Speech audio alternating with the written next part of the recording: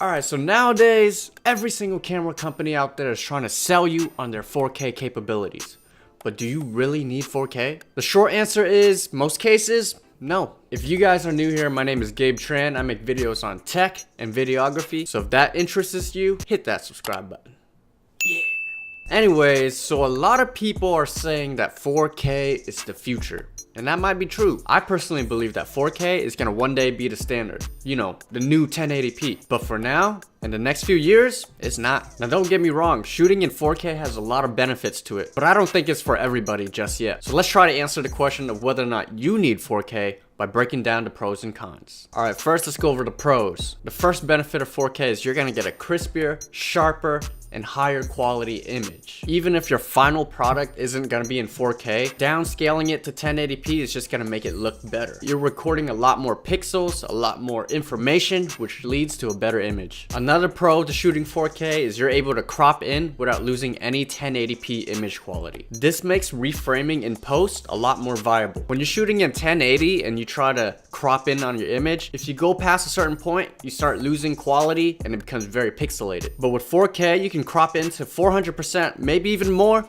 and not even have to worry. This also helps you maintain image quality when you're using warp stabilizer. When you use warp stabilizer, you actually crop in on your image just a little bit in order for the footage to stabilize. Another pro to 4K is you could say you're future proofing. People are saying 4K is the future, so might as well start shooting 4K now. Alright, so those were all the pros that I could think of. Let me know in the comments below if I'm missing anything. As you can see, the list is kind of short. But anyways, let's move on to the cons. Alright man, I can sum up all the cons with just one point. It costs a lot more. And when I say it costs more, I'm talking about more memory, more money, more time. All things that are very valuable. So if you're short on any of those, 4K might not be for you. I know I could use more time and money. Alright, so let's just start off with money. 4K cameras, they just cost a lot more. 4K recording requires a lot of processing power, so camera companies gotta spend more money on hardware for their 4K cameras. Besides the camera costing more,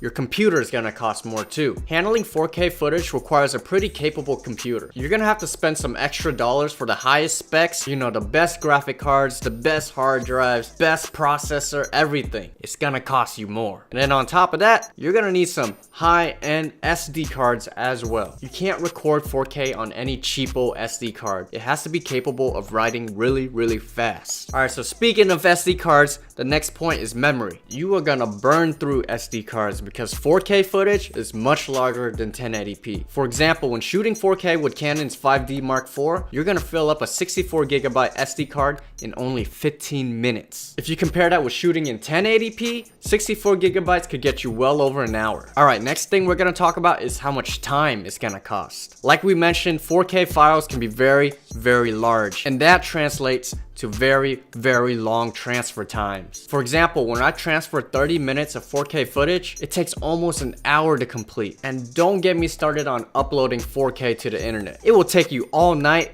maybe even a few nights. If you want to cut down on transfer times, it's recommended that you use very high-speed hard drives and card readers, but that's just more money you gotta spend. Fast drives are already expensive, but fast and high capacity are even more expensive. So get ready to shell out some money. Alright, some other points to keep in mind. Many cameras have a crop factor when they shoot in 4K. For example, the 5D Mark IV has a 1.27 times crop factor when it shoots in 4K. That's a pretty big crop factor. Y'all probably all up in my face right now. Probably see my pimple on my chin. Don't look at that pimple, man. I've been trying to get rid of that for a while. Anyway, stop looking at it. Another thing is shooting in 4K eats up your battery. 4K recording requires a lot more processing power and therefore requires a lot more battery power. And lastly, some cameras experience overheating when shooting in 4K. This is especially true for the Sonys and other smaller cameras. Alright, let's wrap this video up. Personally, I don't think 4K is necessary. It just costs way too much memory, money, and time. If you're short on any of those, you might want to steer clear of 4K. It just ain't worth it at the moment. But of course, there are certain circumstances where you do need 4K. But for 90% of the people out there, you probably don't need it. I mean, I bet your favorite YouTubers don't even shoot in 4K. Like, Peter McKinnon doesn't shoot in 4K. Casey Neistat doesn't shoot in 4K. Who else? I don't shoot in 4K. This is a 4K camera right here, but I rarely use the 4K capabilities. Let me switch to 4K right now. And let me see if you can tell the difference. And boom.